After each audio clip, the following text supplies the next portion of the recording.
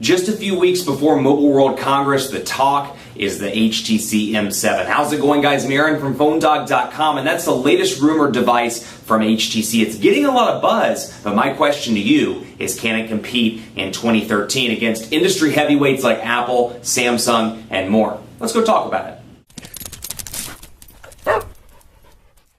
So the HTC M7 is the latest device that's kind of churning through the rumor mill in the wireless industry right now. And if the rumored specs are anything to be believed, and I'll be the first to tell you, take rumored specs with a grain of salt. I actually am not a huge fan of covering rumored devices because I think there's so much to cover within the industry itself. But this one is pretty hot. According to specs, rumored specs at that, it's a quad-core 1.7 gigahertz toting device with 2 gigabytes of RAM, an unheard of 486 ppi display that's 1080p. It's got a 13 megapixel camera, an HTC Sense version 5 or 5.0, whatever they decide to call it. So new specs all around, and it's bringing to the table a better camera, a new version of Sense, a quad-core 1.7 gigahertz processor, a big design, a nice big display with a nice PPI. So the question is, what does it need to do? What does HTC need to do to be successful in 2013? And there's no doubt about it, 2013 is going to be a defining year in wireless. And you know, I say that at the beginning of every year. I've been in this for a long time, but really 2013, we're seeing a lot of consolidation, and really HTC is not doing that well, comparatively speaking. Their Q4 numbers, they posted a 91% drop in profit. That's year over year. So you know what? They're still making a profit, but it's not nearly as big as it was a year ago.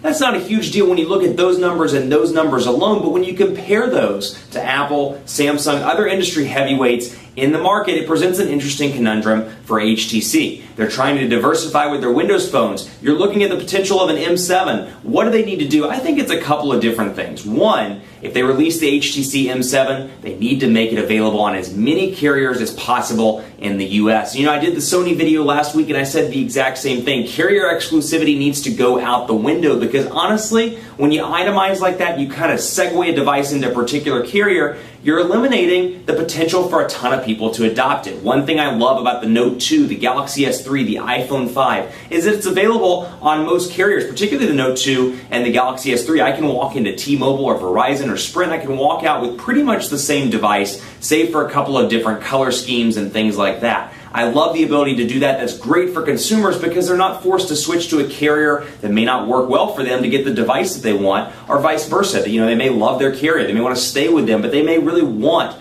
that HTC M7. They need to release it on as many carriers as possible. Fortunately, the rumors, and again, take them always with a grain of salt, but unfortunately, rather, the rumors are saying that it's going to come to multiple carriers, with the exception perhaps of T-Mobile. So we'll see how that pans out, but that is one huge thing that they need to do. Number two, marketing. They need to put a huge marketing effort behind this, put the dollars behind it, make this device as big as it can be through marketing, and really tell a story. This is something HTC has done really well in the past, and for whatever reason, other competitors have kind of caught up and surpassed them, but they need to tell a story behind this device. Why does it have a 13 megapixel camera? Why are they running Sense 5? What makes it better? How can you integrate this into your lifestyle? They need to be telling that kind of conversation, or having that kind of conversation rather, on TV, on radio, on print, through websites and more all across the world. So you got the marketing dollars, you got the carrier support all across the board in the US and around the world. The third thing that HTC needs to do, at least from what I'm hearing from feedback, they need to pare back the Sense experience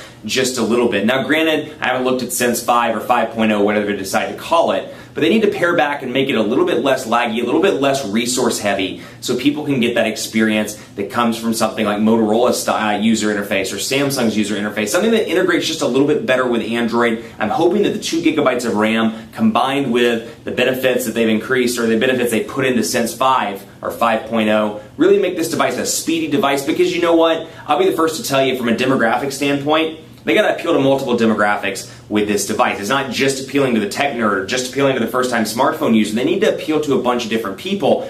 But what I will say is people like you, people like myself, kind of dictate the conversation in a lot of ways. For example, a lot of people are watching these videos and pulling assertions of HTC based on this video, and very similar to, I'm sure, what you do as well. When you refer your friends or refer your family to a particular manufacturer, HTC needs to keep that in mind, and keep in mind that yes, the tech industry by far is not the largest demographic. They've got to play to a bunch of different demographics, but hopefully the combination of specs, killer performance on this device, and the fact that they can make this a high-end device for multiple demographics. Hopefully they can bring those two together, make the tech people happy, make the first-time smartphone buyers happy, so when perhaps mom comes to you and says, son or daughter, which smartphone should I get? You'll say the HTC M7 because it's got A, B, C, D, and E, and all of these are great features that'll work well for you. Again, you look at the Nexus 4, you look at a bunch of different devices. I'm not saying the tech people are the primary demographic by any means, but they do dictate a lot of the conversations. And if you look at YouTube, you look anywhere on TV at CNBC, Fox Business,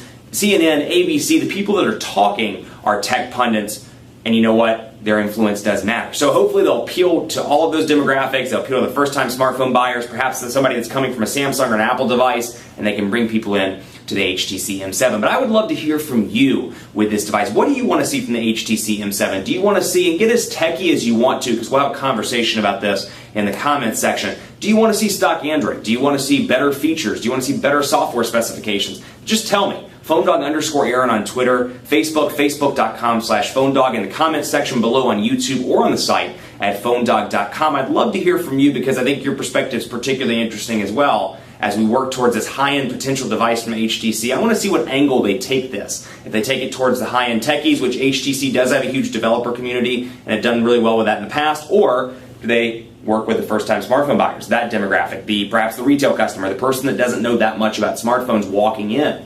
We'll see what happens, but in the meantime, I want to hear from you. Let me know on YouTube, on Twitter, on Facebook, or on the site at PhoneDog.com. Thanks so much for watching. Keep it locked here for continuing specs, rumors, updates, and more on the HTC M7. And as always, we'll see you next time.